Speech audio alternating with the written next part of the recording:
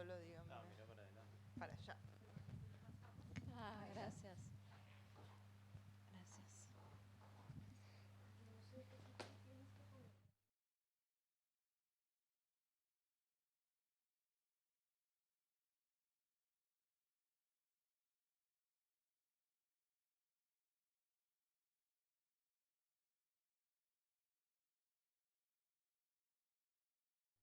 Pero miro allá.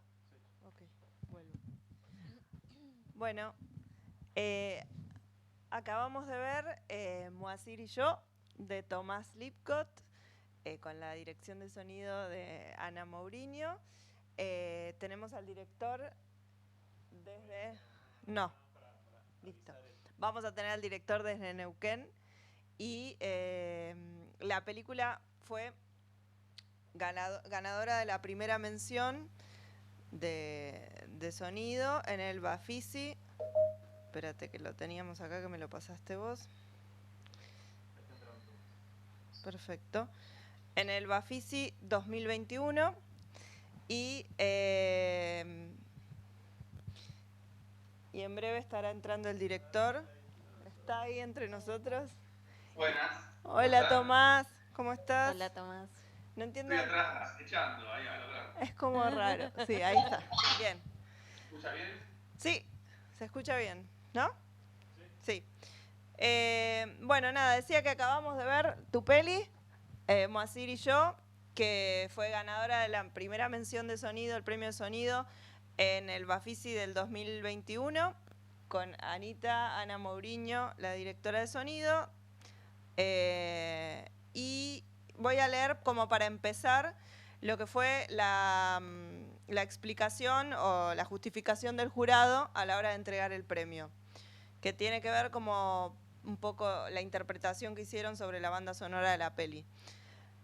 Lo que dicen es: la nutrida banda sonora de Moacir y yo tal vez pase desapercibida a primera escucha. Tras esa simpleza aparente emergen instantes sonoros logrados que magnifican estados de ánimos y sensaciones, ya sea suprimiendo sonidos ambiente o sumando música escurridiza a fragmentos a capela. Valiéndose y dosificando sus precisos recursos, el sonido sobresale por su registro y la intención conseguida de entrelazarse con las imágenes, yuxtaponerse y fundirse de manera orgánica y simbólica como la amistad que persiste en retratar. El jurado de ese premio estaba compuesto por Celeste Palma, Marilina Jiménez y Atilio Sánchez.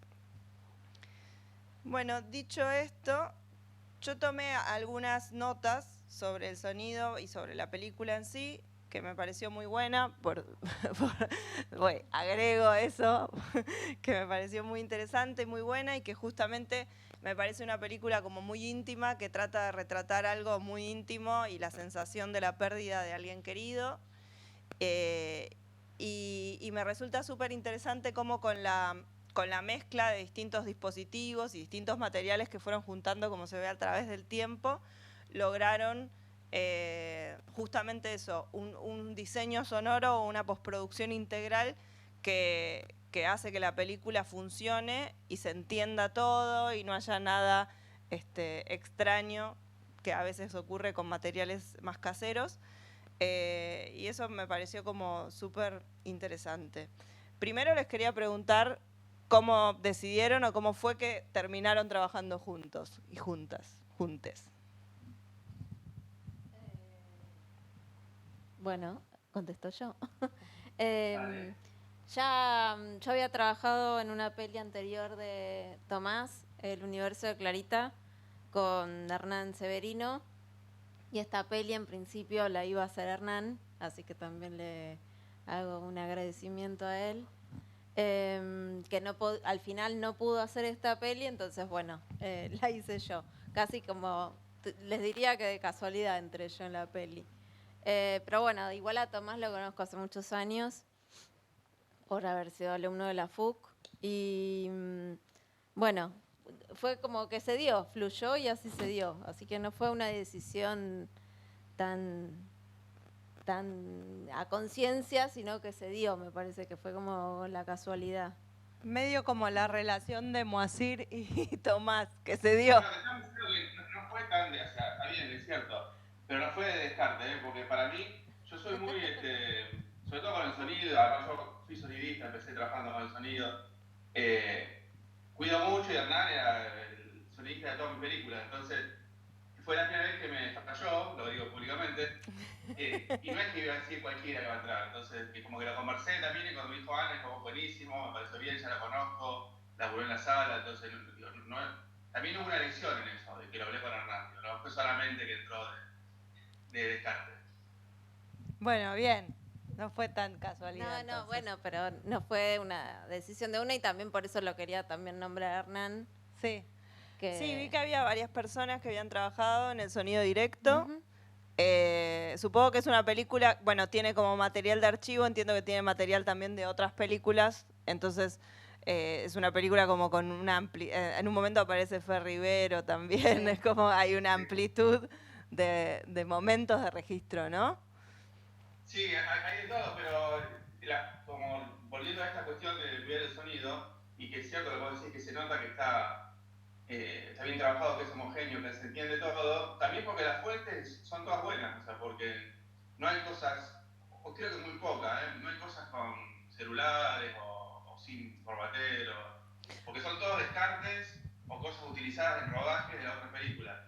Y el rodaje nuevo que se hizo también, o sea que casi todo estaba bien grabado, entonces se me puede estar pasando algo, puede ser que haya una cosita de archivo, pero básicamente el gran cuerpo de material estaba bien capturado el sonido. Eso también ayudó un poco a que no sea una ensalada y que no se entienda nada. Eso me parece como muy rescatable porque pasa muchas veces que en el documental o en algunos documentales ocurre que bueno, quedó así, el sonido estaba trasheado o algo y va, y me parece eso, que se nota que fue cuidado y que queda entonces una cosa homogénea que además hace que la incorporación de la música y de otros elementos también hagan de eso una banda que realmente me parece que es emotiva, como que alcanza un poco la sensación de trascender un poco desde las emociones. Eso me pareció súper acertado. O sea, el uso de la música, bueno, obviamente están hablando de un músico, ¿no? Pero el uso de la música estaba pensado desde el inicio para con la película, o la película la fueron armando, o sea, vos tenías un armado ya pensado como para postproducir sonido, o la fueron armando una vez que ya la imagen estaba cerrada con un criterio así novedoso. Sobre todo lo del... Sí. Hubo algunas ideas también que propuso el montajista. Se fue trabajando, no fue surgiendo a la par que fue surgiendo el montaje, porque el sonido no es una cosa que queda por último momento, ¿no? Entonces algunas ideas fueron cayendo ahí y la música, bueno, naturalmente iba a ser muchas canciones de Moacir, no podía ser de otra forma. Quiso usar canciones que no estaban en otras películas, más allá de algún clásico como Macho otra vez y que está, pero generalmente son canciones que a mí me gustaban y que quería que, porque le hubiese gustado a él también, ¿no? Dar a conocer canciones nuevas.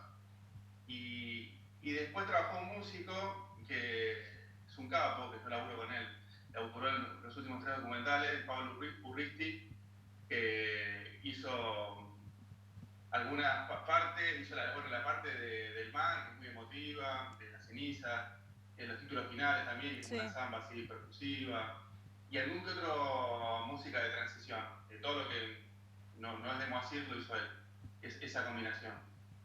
Bueno, y también el concepto de que cuando él canta, de repente un poco escuchar como lo que él escuchaba, esta cosa como de la música bien grabada, o sea, no que estaba ahí cantando en el bar a capela, sino esta cosa como medio como de intentar escucharlo bien. Eso obviamente es idea de Tomás, pero... ¿Cómo lo hicieron? Porque a mí lo que me surgió fue o es el genio del playback y lo hace mejor que los profesionales, o grabaron un directo que después pudieron procesar para que parezca como la voz de estudio. ¿Cómo lo hicieron? Si se puede. Cuando aparece la orquesta y él está cantando. Y, por ejemplo, viste en el bar, cuando está con el amigo o cuando está en el patio con el policía, son dos momentos en donde Moacir canta y viene toda la orquesta atrás como de estudio, tratando de simular un poco lo que él escucharía en su cabeza, este concepto de... Mirá, sí, eso está buenísimo. Eso lo hizo, esa fue la idea, y lo hizo también Pablo. Y Moacir cuando cantaba, sea, dejaba todo en el momento, o sea, si estaba en un bar o en un escenario es lo mismo, o sea, que ya esa forma de cantar, esa intensidad, esa entrega, la tiene.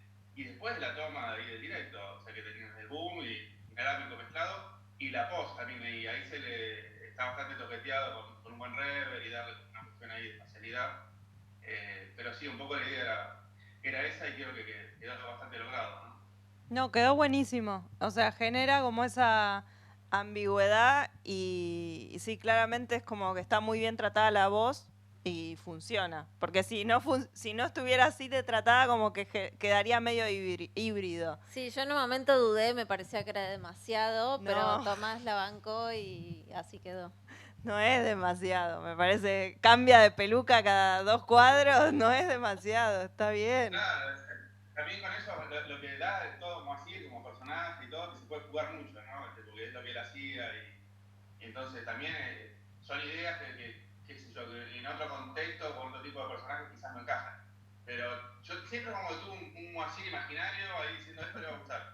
Y eso fue como lo que me llevaba hacia hacerlo o no, más que pensar, no sé, un espectador que no sé quién es. Como siempre pensé en eso, en Moacir, si le gustaba o no, y me parece que esa idea le hubiese divertido.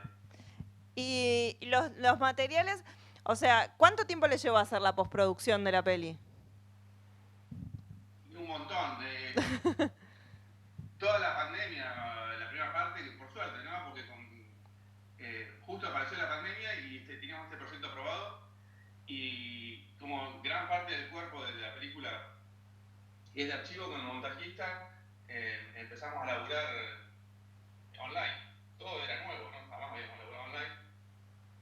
Y el trabajo más arduo de todo fue ver el material, que nos llevó como varios meses, no sé si un año casi te diría. Porque eran, no me acuerdo cuántas horas, pero más de 100, porque eran las 3 películas, más todo lo que se grabó. Yo suelo grabar mucho las películas generalmente, y queda poco, es un estilo para que no falla. Y había así, tipo 100, 120 horas, no me acuerdo. Entonces veíamos de partes y después las comentábamos, anotábamos. Hay un drive con, no sé, con 70 páginas de comentarios. Y al principio no sabíamos de qué iba la película. Entonces también fue apareciendo ahí, pues, hablamos mucho, estuvo bueno. Y después la película, cuando nos sentamos a armar el Work in Progress, se armó sola. El Work in Progress lo vieron en la oficina y dijeron, ya está dentro de la película. Es esto. No, esperen porque no es la película, son 10 minutos.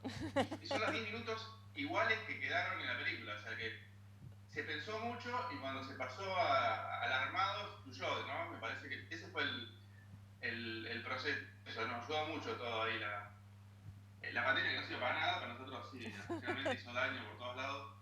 Sí, pero en este caso, en esta película ayudó. Y yo creo que eso de trabajar en 2 partes también fue bueno, porque primero hicimos eso, el work in progress, que partes quedó en la película, pero también eso creo que hizo que hubo como un tiempo de descanso entre el work in progress y el armado final, que siempre a veces sirve. Incluso después se mezcló, un tiempo después de la primera mezcla que hicimos, y la seguimos trabajando en la película. Esos tiempos que hubo me parece que fueron beneficiosos también, porque a veces descansás del material y hace que lo veas con otros ojos, le vas encontrando como otras miradas. Sí, no, se nota trabajado, o sea, es eso, un documental como de archivo y con muchas, lo tengo con los dispositivos, pero con distintos materiales y todo, que se nota trabajado y que tiene también el concepto de una idea sonora, porque nos toca hablar también del sonido, ¿no? Pero que está bueno, digo, me parece que esa presentación de los objetos con ese sonido tan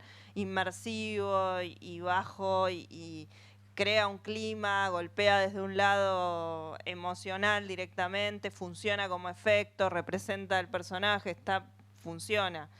Y el uso de la música también, porque me parece que maneja mucho los estados de ánimo y ayuda. Y el recurso del videoclip en vivo me parece espectacular. Después había marcado, bueno, entonces el proceso de sonido de la postproducción en sí fue como también pausado. O sea, fue pandemia sí, también. Fueron, no sé, como que te diga de sonido en sí, fueron, no sé, 1 o 2 semanas del work in progress, pasaron 3, 4 meses, hicimos el armado final en, no sé, 3 semanas o 4, fue rápido, pero como ya veníamos trabajando de antes, había partes que ya estaban hechas. Y después, como 3 meses después, fue la mezcla. Y antes de mezclar, igual hicimos como una semanita más de armado, de agregar cosas que, las últimas correcciones, etcétera. Me había olvidado ¿la mezcla no fue medio al toque? Y por ahí fue al mes, pero digo, no fue seguido. Claro, no fue como primero hicimos una mezcla estéreo en mi estudio para el Bafisi, y después al mes o 2 meses hicimos la mezcla 5.1 para ya el estreno. Entonces hubo como muchas interrupciones en el medio, pero creo que en este caso fue positivo para el típico descanso y por ir rever la película y ver qué cambios y qué trabajo fino. De hecho, cuando mezclamos, hicimos una premezcla bastante larga, y cuando mezclamos hubo un momento que hasta sobró tiempo, que no suele suceder. No. Digo, en general hay como siempre hay cosas para corregir y hay como imperfecciones que dentro del verosímil del documental está un poco permitido, pero en definitiva es como que en un momento soltamos y dijimos, bueno, ya está. Sí, pero... Tal cual. Y también eso de tener tiempo es un peligro, porque siguen apareciendo ideas hasta el último minuto. Como por ejemplo, que creo que fue la mezcla ahí en el Cono de Silencio, mezclamos, ¿no? Sí. Que salió la idea esa, que creo que quedó buenísima, de la parte esa de los objetos, que tiene... La idea era como generar un vacío, algo como... Viste eso también que decía el dictamen, ¿no? Que la película acompaña un estado de ánimo, y el objeto en un duelo, en principio tiene un valor como de que ahí está la persona, ¿no? Entonces la peluca, la gorra, todo eso era más, y después eso se va perdiendo y queda en otro lugar. Pero ese era un poco el concepto, entonces el vacío, la ausencia. Y ahí surgió en la sala la idea de hacer viste, que está filmado como una vuelta que tienen ahí, sistema muy artesanal. Hicimos un paneo, ¿no? De 5.1 ahí que acompaña el sonido también con el movimiento, y queda bueno, porque son esas cosas también que le dan más fuerza a toda la imagen. No, sí, eso es lo que yo decía de que acompaña un poco eso, de generar un poco la idea del vacío, de la pérdida, ¿no? Un poco acompañar la parte emotiva, porque es una película muy personal, utiliza el recurso de la voz en off también es como muy íntima o personal, digo, recuerda cosas propias, qué sé yo, y me parece que eso acompaña un poco, crea como un poco el clima, y cuando te estás por quebrar o te da cosita, le meten la música o algo así, que debía ser como era el personaje, o por lo menos es como se ve el personaje, como esa mezcla entre algo muy emotivo y llevar el lado de la alegría, ¿no? Sí, tal cual, Maciel era así, tuvo una historia tremenda, pero era un tipo de una alegría, no era para nada depresivo, tenía todo ese background, pero era todo lo contrario, entonces tampoco la película esta debiera ser un bajón, ¿no? Porque no estábamos haciendo fiel a su estilo. Si bien habla del dolor y la pérdida, eso es doloroso, tiene esa impronta, ¿no? De Maciel, y la música donde mejor se representa, ¿no? Y corta con todo. Y hablando un poco de esto de las dos mezclas, los dos procesos de mezcla que tuvieron, como una primera sabiendo que tenían la película dentro del Bafisi, y luego poder entrar al Cono y tener una mezcla 5-1. A pesar de que los dos eran procesos de mezcla que en ese momento siempre parecen decisivos o de decisión importante y todo, redescubrieron en este tiempo, surgieron ideas nuevas, digo, más allá de esto del inmersivo, y como redescubrieron en la mezcla otra etapa creativa nueva para algo que no habían por ahí pensado, que se les había ocurrido. Bueno, todos los objetos se trabajaron ahí, incluso lavarropas. Tomás quería como lavarropas, remarcar sí, mucho esta cosa hay planos del lavarropas en 2 planos, que la pantalla queda dividida, eso también. Y sobre todo lo que yo quería trabajar mucho era el tema del mar, que en la primera mezcla estéreo es como que vos estás ahí en el mar y nuestro oído sonidista en general quiere que eso suene. Todo lo que veo tiene que sonar y tiene que sonar como a full. Lo difícil acá es que ahí justo viene el tema del duelo, de la pérdida, etcétera, y que tiene que tener una sensación de vacío y a su vez las olas están en slow. Y todo lo que sea en slow siempre para el sonido es un poco complicado. Entonces sí, en la primera mezcla, todo lo del mar estaba bueno, pero como que Chato. estaba medio a mitad Ahí. de camino. Y creo que sí, en el cono lo pudimos trabajar mucho más, algunos detalles de algunas olitas y esta sensación de el mar que esté presente, pero a la vez que tenga esta sensación de vacío. Y que quede bien con el slow y con la música y que no. A veces pasa que cuando trabajamos mucho queremos que esté alto y después compite mucho con la música y creo que acá en la mezcla final se logró trabajar eso mucho mejor que la primera mezcla, que estaba bien, pero era una escena más en ese momento. A mí me pasó eso, por lo menos. A mí con el lavarropas me pasó que me pareció, igual por ahí lo flasheé, pero me pareció muy interesante la idea de lo cíclico que tiene el ruido del lavarropas y cómo está trabajado y las gotas. O sea, como que acompaña la imagen y cuando después se cuenta que él tenía un problema cardíaco o a lo último, como esa cosa también de ralentarlo y de ir llevando como la historia hacia el final que ya sabes desde el principio, me pareció como también súper lindo y poético de alguna manera. Es como que anticipa eso que en un momento la voz en off dice, que él muere que muere de una manera muy linda frente a un lavarropas, entonces ya uno simplemente por ese dato sabe que ese lavarropas tiene un significado y suena muy muy agradable y va llevando como ese ritmo cada vez más lento, me parece como también muy acertado. Como hay algo del agua, esto del mar, el agua, Brasil, que funciona, las emociones, me parece que eso está súper bien. No sé si alguien quiere hacer alguna pregunta, algo que no hayamos dicho, preguntado. Sí, le damos micrófono.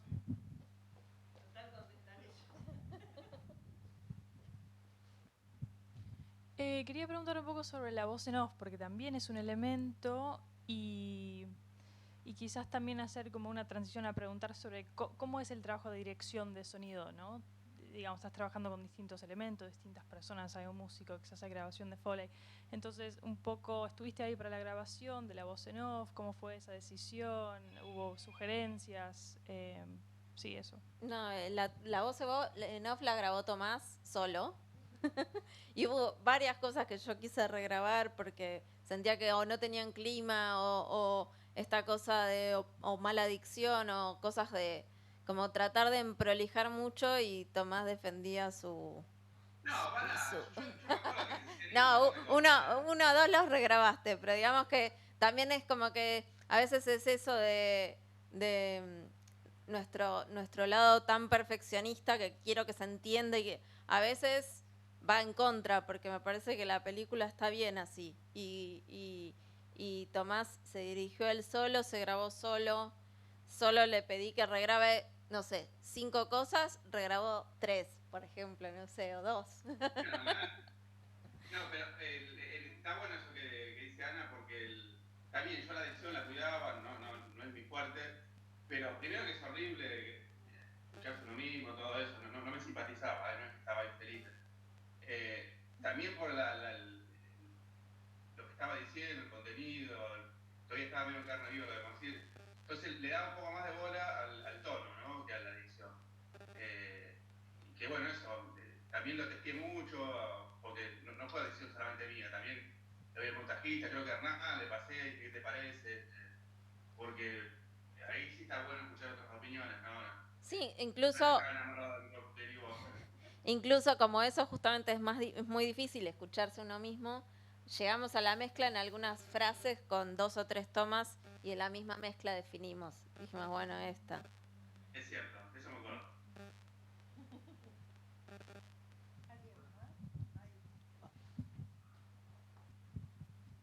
Y quería preguntar, bueno, ¿cuántas semanas dedicaron a los diálogos y ambientes y efectos?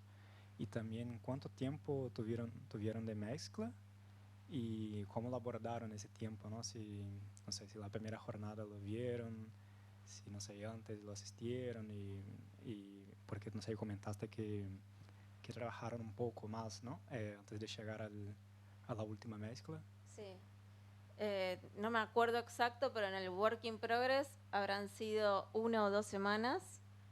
Que el Work in Progress, dice, yo no me acuerdo, pero duraba 10, 15 minutos, sí. Y después, cuando fue la etapa de armado, le dedicamos 2 semanas de edición de diálogos y paralelamente yo hice ambientes, por ejemplo, y Foley no, digamos, no hicimos este trabajo de Foley tradicional.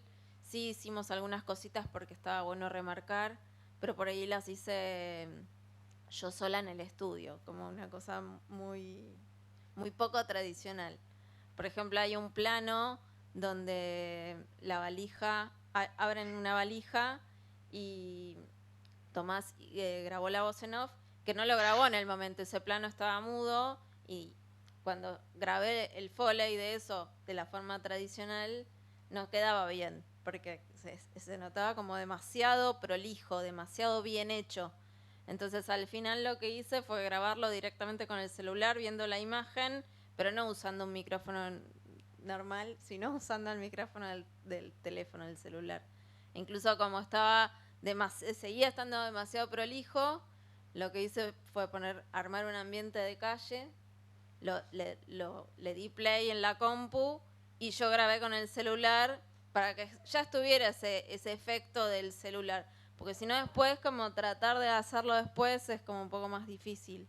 Entonces, Sí, esto, hicimos... admito, es una genialidad de Ana. Cuando me dijo, yo dije, no, ¿para qué vas a hacer esto? Grabalo bien, pasarlo a 4 bits y ya está.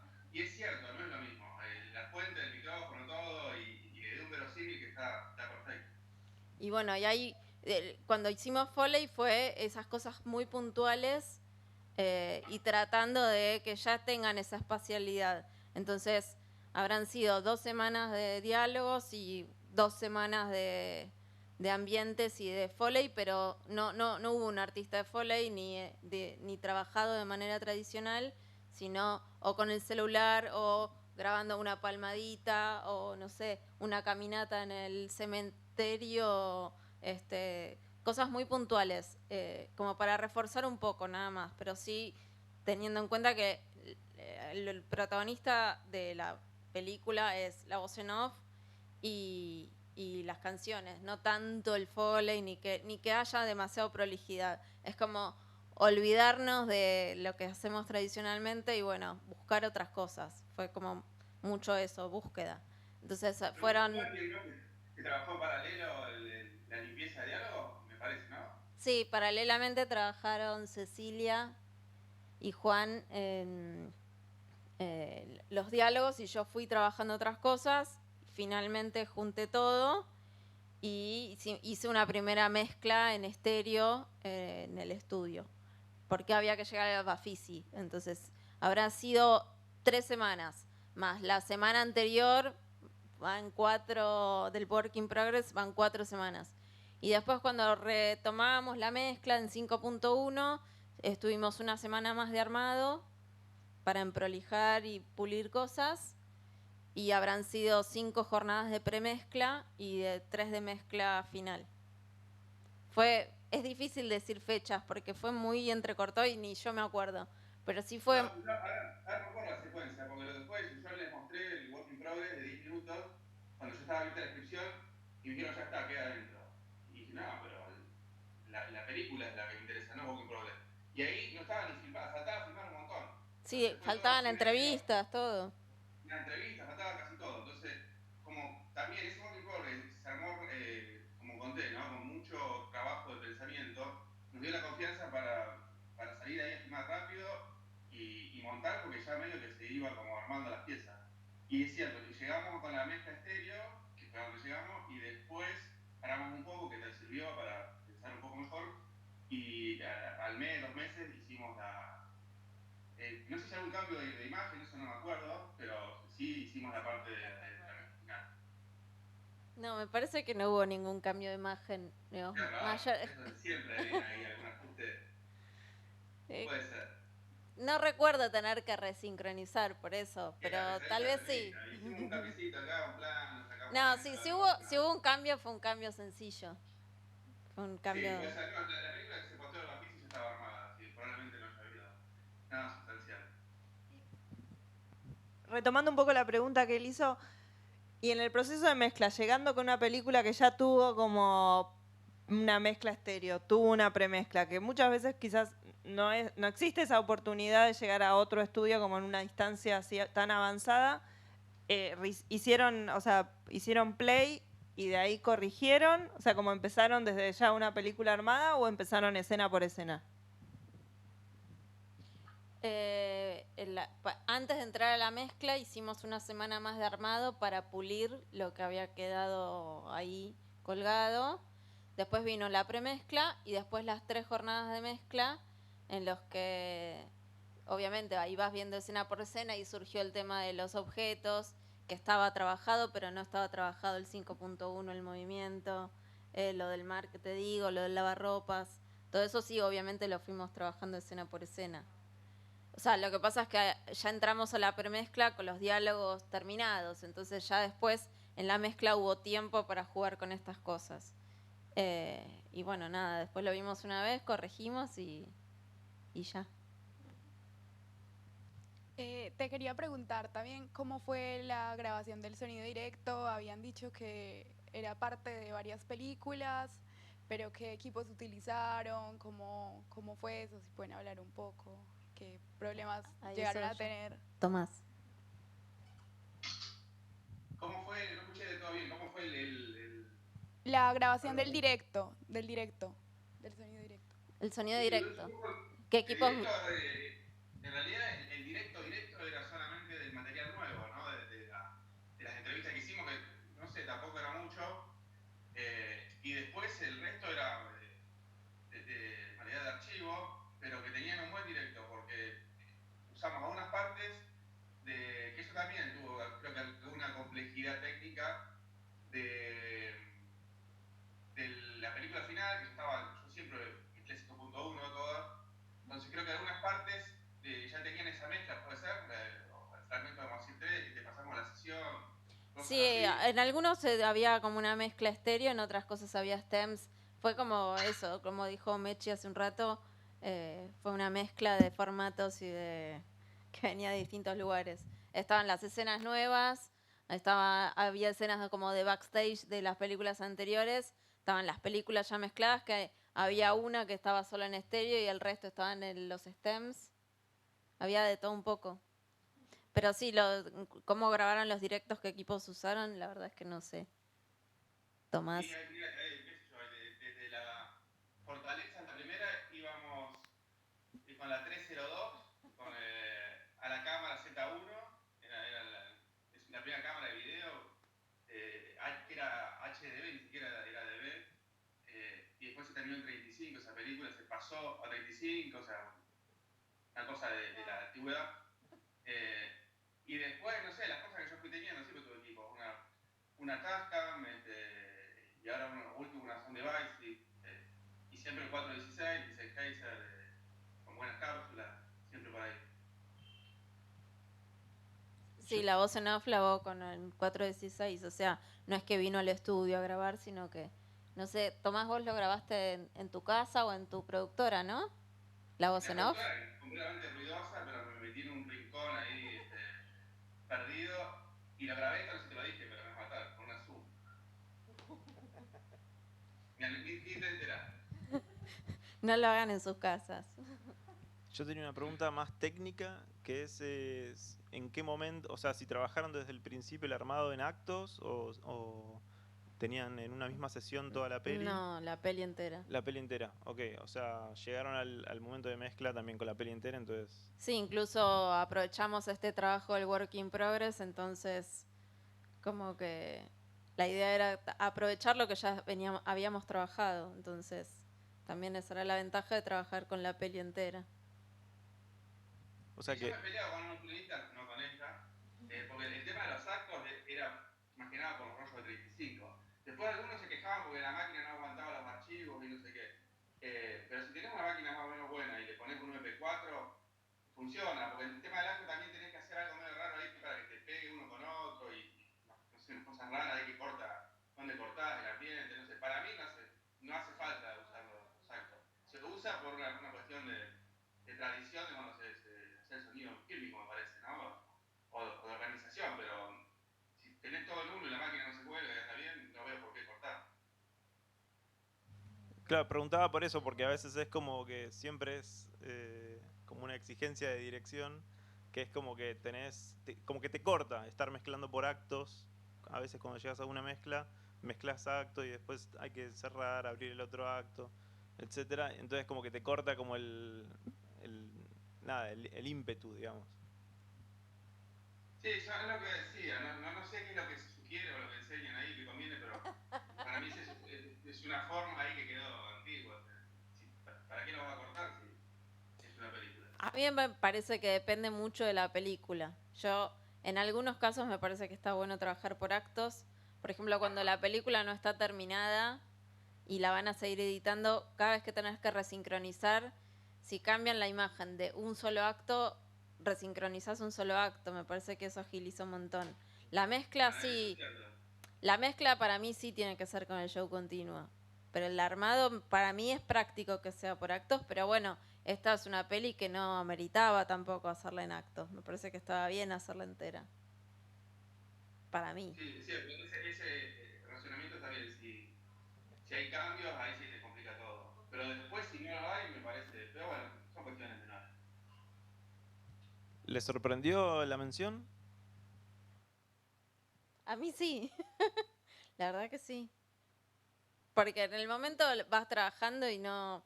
A mí particularmente me pasó que, como dice Tomás, que fue como en plena pandemia.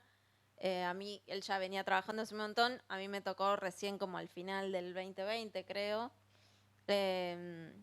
Entonces también creo que a veces pasa que tenemos como ciertas crisis con la profesión y que por ahí viste que pasa, que estás cansado, que estás como podrido de hacer más o menos siempre lo mismo y a veces pasa y creo que justamente en la pandemia pasó que justamente no hice nada de esto o hice muy poquito y como que haber vuelto a un proyecto y como volver como por decirlo de alguna forma romántica, enamorarse de la profesión.